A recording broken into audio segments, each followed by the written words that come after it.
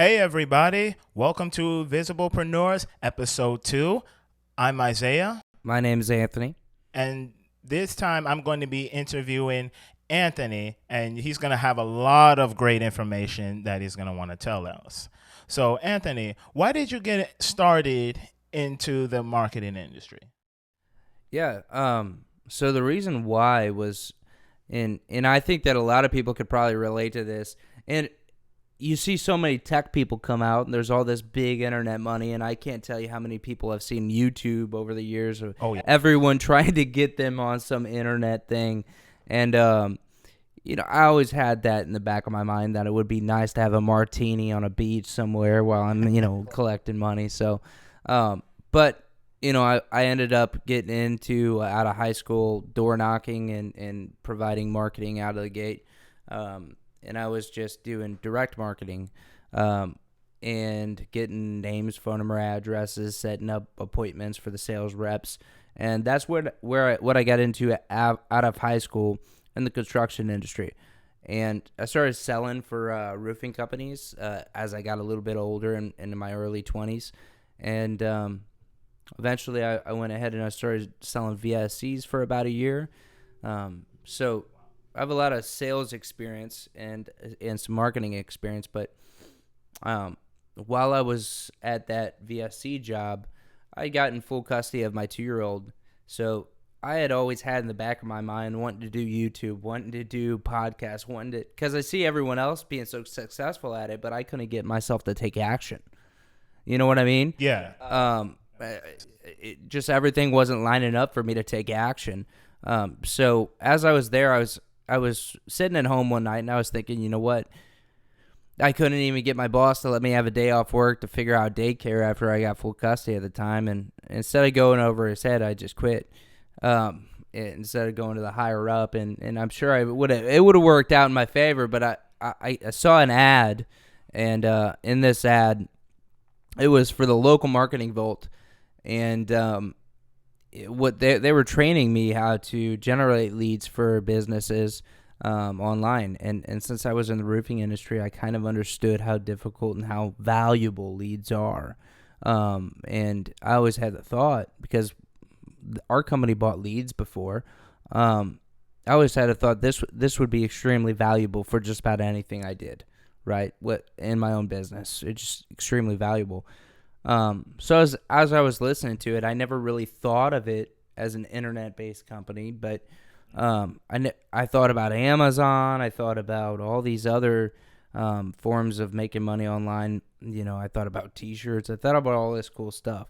But this is the one I took action on, and I went ahead and I bought that training program, and I invested a lot of money, and it took a while to get it to where I was actually earning any money.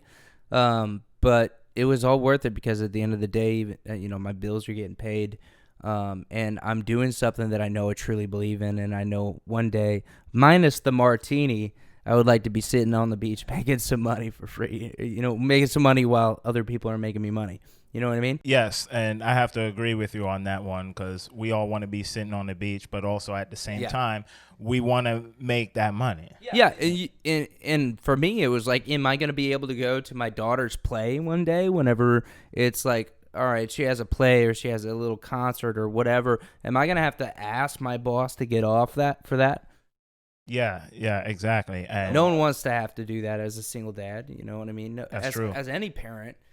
But let alone because there's not going to be her mom being there. It's me. I'm what she's got.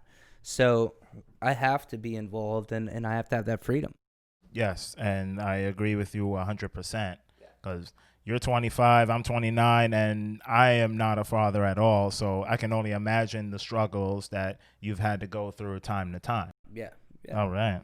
So I wanted to ask you, too, because how did you learn about each niche? That's a good question. So, because there is so much that goes into learning about each and every niche, I have a lot of people that I outsourced. Obviously I knew about the roofing niche. I came in there with that knowledge. But I outsource a lot to people that I have a lot of outsourcers that used to be loan officers, that used to be real estate agents. But there's enough video training, enough understanding that I'm able to learn on the local marketing vault about various different niches, from a gym owner to a chiropractor, which I've worked with many chiropractors before, and real estate, loan officers. I work with a lot of those bigger ones, but even towing contractors, like all these types of people. There's literally at least 50 niches that I've learned, and really what I thought was really coolest about the local marketing vault that I was a part of was that there's 5,000 different people in the group. There's a lot of people with a lot of different expertise that I could team up with and ultimately provide awesome value for the customers, because every funnel that we build, every advertisement has already been pre-made build for a lot of us, so it's already been tested with millions of dollars of ad spend. Yes, I must agree with you there. And it's so much out there to learn that if you don't do your research, you'll basically go in blindfolded. And that's the thing about stuff like digital marketing, is that there's some companies that take a lot of capital. It takes a lot of money to get it started. This is one of those that it takes a lot of knowledge to get started. It's not about so much, all the capital that you have to have. It's mostly a pure profit business, and it's pretty much passive. Once you get the beginning of the funnel going and the advertising going, it's pretty passive. But it is a lot of knowledge that you have to learn, so that there's a knowledge gap when you come in, and you have to be prepared to hire the people and to talk to the people that can teach you what you need to know. Yes, right on. Because as they say, knowledge is power. Knowledge is power. Yes, for sure. So one of the things that I've noticed, because how we first met, as we mentioned in our last episode, that we actually met through a mutual coach that you and I both know, Amber Webb. So how did you get started into networking? Well, I did find Amber's business card, and that's kind of how she invited me into it. And so I was just thinking I was hiring a coach, to talk about, hey, I got these business. I'm trying to start this new business. I had just left my job. I didn't leave my job yet, actually. I was still working at my job, and I had got the local marketing vault membership, and I had registered the LLC, and I had everything, and I was starting to get started. And she started getting me into the number 9 group out in O'Fallon, which was NTI at that time. Yes. But I mean, that was a really cool start. And for me, I have found that it was really a big answer to something I was missing, of just knowing people. It's so important to know people that are doing exactly what you want to do. The more people that you know and have relationships with that know that's how you get somewhere. You know what I mean? Mm-hmm. And one of the things that, because I've created a video long time ago about knowing the different people that are in the industries, which is, it kind of went like, this not exactly it, but networking is, a lot of people to refer, but it's also strong to do that referral, because, you meet roofers, you meet people that run on the tech side like me, you be computer experts. You never know who you might need their help, and you're putting all your trust into them.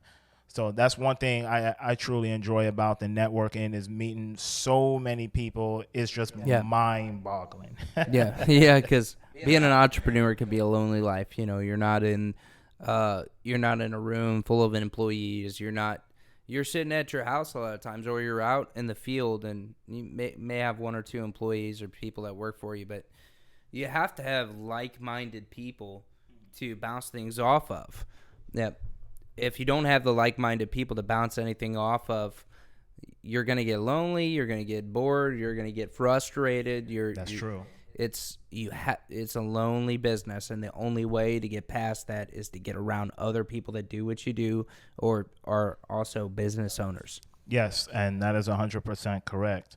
So, with that being said, what is one piece of information that you would offer to anybody who's looking to get a new business started?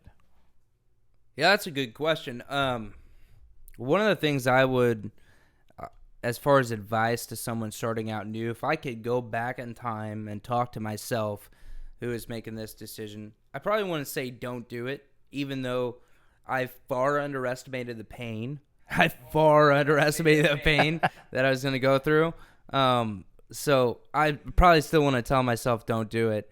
And I wouldn't remind myself of the pain because at the time I might not have made the decision.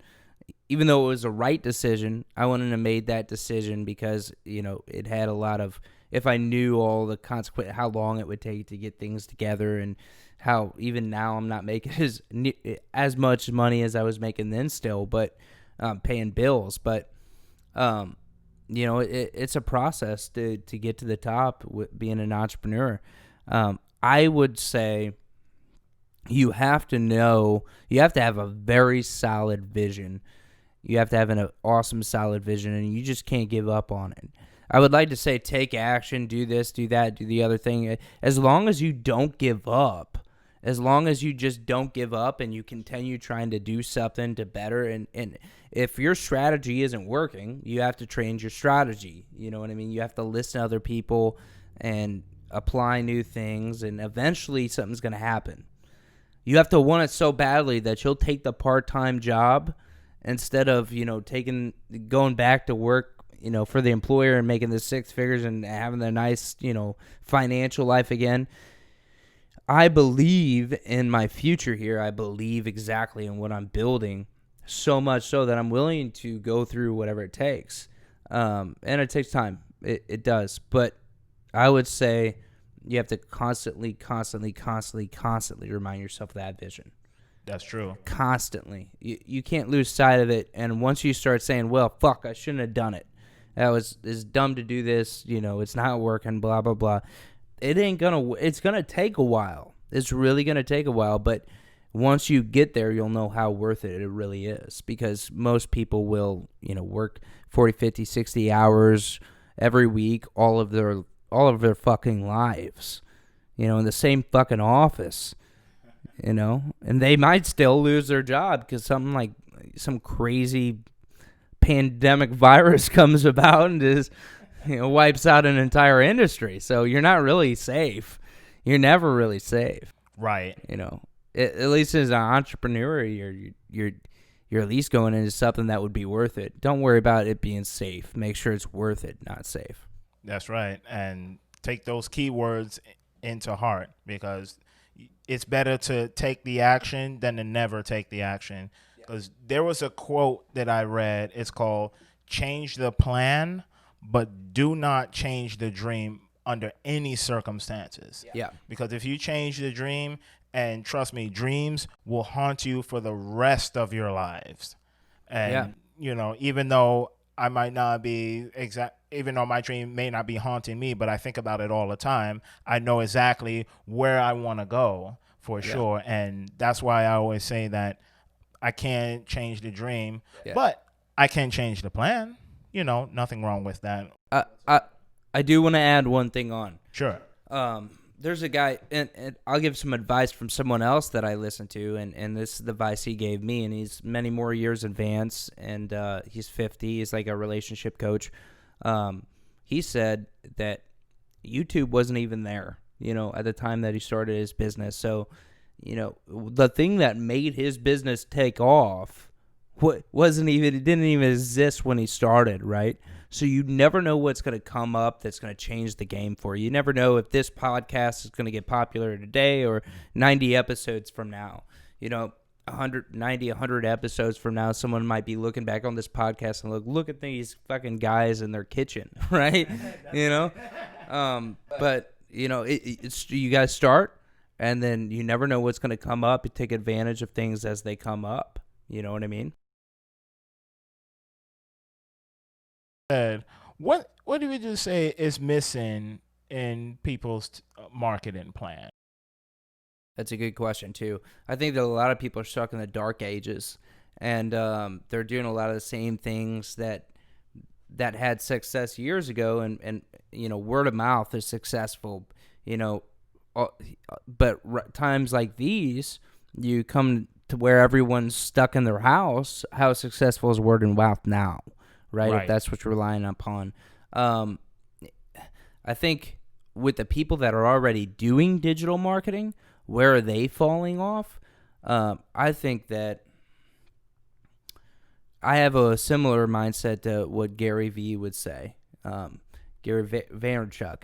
He would say that a lot of people are trying to market to mass crowds. Like, imagine TV channels, right? Yes. When you see a commercial, and that commercial is about, an insurance company or whatever, they're gonna target a big audience, and they're gonna try to appeal to everybody. They're not gonna get specific. They're not gonna say the word fuck. They're not gonna, they're not gonna try to appeal to a niche group of people, because they don't have. They're operating with mass people. Now, this is what a digital marketing person should do now. I mean, there's software to where you could actually put people's names. If you run a Facebook ad, you put people's names so that they're more attracted to your ad. I mean, you can learn enough. They have enough data on Facebook, on Google about these regular people that you could target a really niche group of people and have massive results. Whereas the reason why is because if I know that you have a sound equipment company, that you have a podcast, that you drive what car you drive, I know that you're an up and coming entrepreneur who's trying to I understand you, and I could put an actor in place that's just like you to appeal to people that are in a small group of people that are just like you. Yes. Right. And those people will buy because they're just like, I'm looking at myself right now. You know what I mean? Like, I'm staring at this is for me. And so many people are, they're trying to mass produce online, like on Google ads, on Facebook ads, on video ads, especially. And it doesn't work. You got to get specific. Yes, that is very true. And now, what I wanted to ask you this is, do you believe in who you know is more important than what you know? Now, what you know is very important, but how do you grow what you know? By who you know, right? I can't grow what I know. I know that no one's teaching a lot of this stuff in college. No one's teaching a lot of this stuff in high school. So who I know really is important. And I have a strong idea of also work ethic, of a lot of different things. Like, some people say, and this is one of the places where I disagree with someone like Gary Vaynerchuk. You've never seen anyone be successful without massive hard work. Well, my question to him is, what do you consider massive hard work? Is the carpenter that's working 9 hours a day, who's coming home falling on his ass because he's fucking exhausted, is that not hard work?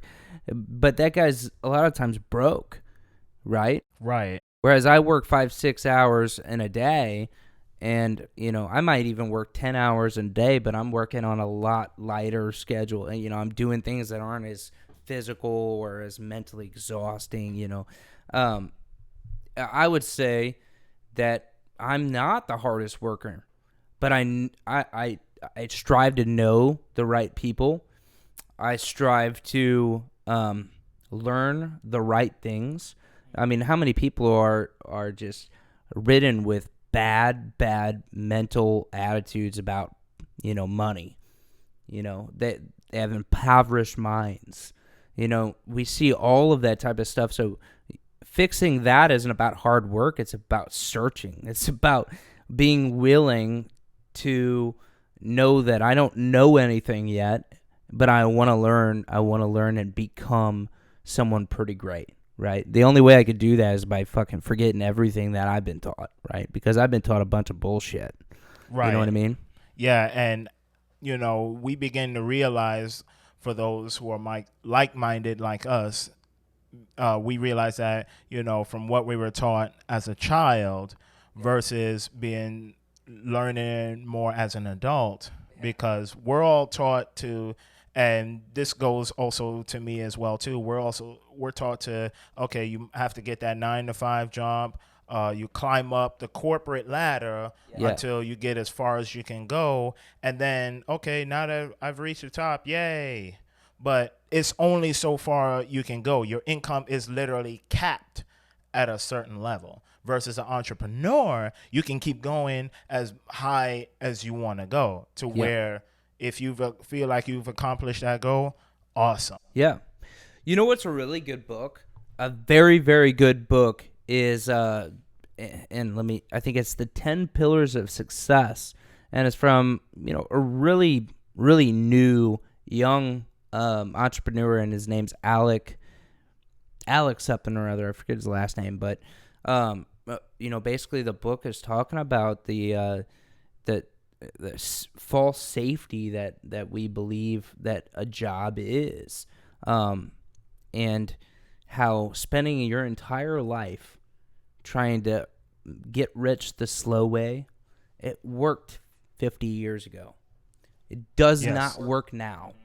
And the reason why it worked 50 years ago is, in the 70s, they took us off the gold standard, which is what made our money turn into a currency. So now a currency in your saving account, it's not, it's not going to be going up in value by any means. The banks, our money isn't going up in value. You got to buy assets. You got to keep things flowing, right? And there's just many things that it talks about, such as how having a business, and I think times like these right now with coronavirus, a lot of people are waking up to it. Nothing's safe. You could get sick. You can, all these things could happen. You'd have a family member get sick in your family. Medical illness, one of the biggest reasons for bankruptcy. There's just tons and tons of different things that can happen in your life that makes you lose your job, or there's people that have been there for 30, 40 years lose their job. Yeah. So how safe is it really? It's not that it's safe, it's that you understand it, it's that your family understands it, and that's how it used to work, the white picket fence and all that bullshit. We're in the .com era. I mean, we're in the highlight of the .com era. Not only is it a .com era, but everything's already pre-made for us, right? I don't have to know how to code to do marketing. All these codes are already created for me. I copy and paste. You know what I mean? So there's so many people that have come before me that have set it up to make it easier for me to make money. So this is the best time to be an entrepreneur. It's the best time to be using online to build your brand and your business. And I think, now more than ever, this is a better way to go, in my opinion. Just in my life, it's just a better way to go. And I have to 100% agree, because, the coronavirus, ever since we've been on quarantine, will either bring out the best in people or hopefully not, but the worst in some that's out there. Like, I'd say it's definitely brought out the best in me. It's definitely brought out the best in you, as well as a few other people that I've met. They're coming out and they're like, man, I feel stronger than what I was before I even went into this. So. Yeah. No, I'm not saying this has been easy for me. I mean, being a single dad, I know daycares have shut down multiple times. Right, it has. I think that it's interesting that right now, I mean, I'm in the highlight of building this business. I'm doing a podcast right now, and I'm starting these businesses now during a very hard, tough time in the economy. With that being said, I know that many, many businesses started from 2008 that we see today. Yeah. Which anyone knows 2008. I mean, that was a catastrophe. It was difficult. I think that we're more together now than ever before, because back then, I mean, if you lost a bunch of money in real estate, I mean, you were on your own. Too bad. Yeah. So sad. But this is a little bit different, because this was kind of a forced economic issue. It was, it was absolutely physically forced upon everybody. So they couldn't just tell us not to go make money and take care of ourselves without helping us. So, but still, it follows the same guidelines as the Depression. It follows the same guidelines as 2008. This is a time where a lot of exchange of money is going to happen. A lot of exchange of power is going to happen. A lot of big brands that you'll know about tomorrow are going to be built today because people have the right mindset on, and they're seeing opportunities where other people are seeing problems. I want to see the opportunities. I want to see that there are more people watching podcasts right now during the coronavirus and TV shows and all of that because they're stuck at home. So that's a great time to get your name out there, you know what I mean? And it's little stuff like that you notice and take advantage of. Absolutely. And as we're slowly but surely starting to open back up, with you being a single father, what are the common struggles that you've had to go through? So one of the most difficult things, and if there's any other single parents that maybe you're going through this, I love to talk about it because for me, my daughter comes first, right? So sometimes my career has to go on halt. Sometimes I've had to put a lot of other stuff aside, and I get angry or upset about that. But whatever. The reason I do everything I do, one of the reasons is for her, but there's a lot about for me there. I say take care of yourself. You got to learn to figure out how to take care of yourself, and I have to make sure I'm correcting my own mindset because when you're going through tough, suffering times like that to where you're not able to go to work and make money because you're stuck at home with a kid, you're trying to figure out what you're going to do. Sometimes you start getting negative. You get really negative, and you got to realize that that's just not going to help you. It's just you just got to one day just wake up and say, being a victim is just not going to help me. I just can't do it anymore. I can't be a victim. Because I know that my story is pretty powerful, and when I'm successful one day, extremely successful. I mean, I would say I have a pretty decent life now. I'm very grateful, but when I'm the level of success that I want to be, and I'm looking back at this, and I'm able to share my story with all the problems that I've had and the issues I've gone through, and the people that I'm going to be able to help. It is going to be powerful because I do believe in business and anything we do in life. The whole purpose is to help people. That's really the whole purpose. Is not about me. I mean, part of it is about me, why I got started, so that I can have more freedom. But even then, it's not about me. It's about my daughter, or it's about my family, or it's about my customers. It's about being able to help people. So my story has made me more valuable to other people. Yes. Right on. And that was really impressive because, again, I am not a parent at all. I know I will be one day. And, for the struggles that you've had to go through because, everybody went in quarantine. You've been having problems finding a babysitter but yet. Figure it out now, but yeah. Yeah, exactly. And yet you're still strong-minded person and you're still pushing to get yourself out there. And you're trying to get to where you're being, not because of the virus itself, because of your future child, Ellie. Yeah, I choose to be. It's not all about Ellie. I mean, don't get me wrong. I love Ellie. But a lot of times, sometimes we know that the truth is that it has to come from within you, too. And it has to be something that you want to do. For me, I have always thought about doing something out of the ordinary, out of what most people in everyday life do, because I have to justify my pain somehow. I have to justify the shit that I went through, and the way I do that is by being 10 years in the future with, maybe being half a millionaire or a millionaire and having a big house and having a successful lifestyle. And really feeling like I used all of that to my advantage. And everything that you have going on, I believe, can be used to your advantage. There's someone that you could help, and everything in life is about helping people and figuring out how to help people. The more you focus on figuring out how to help people, the more successful your life is going to become. Yes, right on. And I have to 100% agree with that. So, but with that being said, I definitely want to thank you so much, Anthony, for allowing me this opportunity to Yeah. interview you. And also, we look to have our next guest on here. It's going to be a mystery, so we're going to keep you a little bit in suspense. So, our next guest, again, it's a secret. So, shh. But anyway, thank you for tuning in to Visiblepreneurs, and we hope to see you on our third episode where we're going to be interviewing our third official guest. Well, sorry, our first official guest. And thank you so much for tuning in to Visiblepreneurs. Please stay tuned and take it easy. All right. Yeah. So what we're gonna do in the next video, by the way, and one of the things I want to say is the best way to compliment us, me and Isiah here, is to share this video with as many of your friends and family as you possibly can. And then secondly, if you would like to be on this video, our next setup is going to be a little bit better. The only reason we're not in the basement right now is that I have a light bulb issue right before we decided to film this, but we got to get it done anyways. But the next video will be in the basement.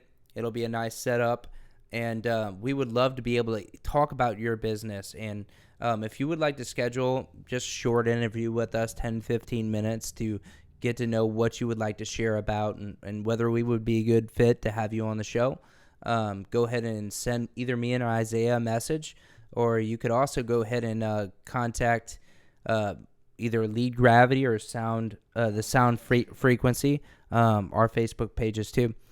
All right, so right on. Thanks for tuning in into this video, and I will see you in the next video. Take it easy, everyone.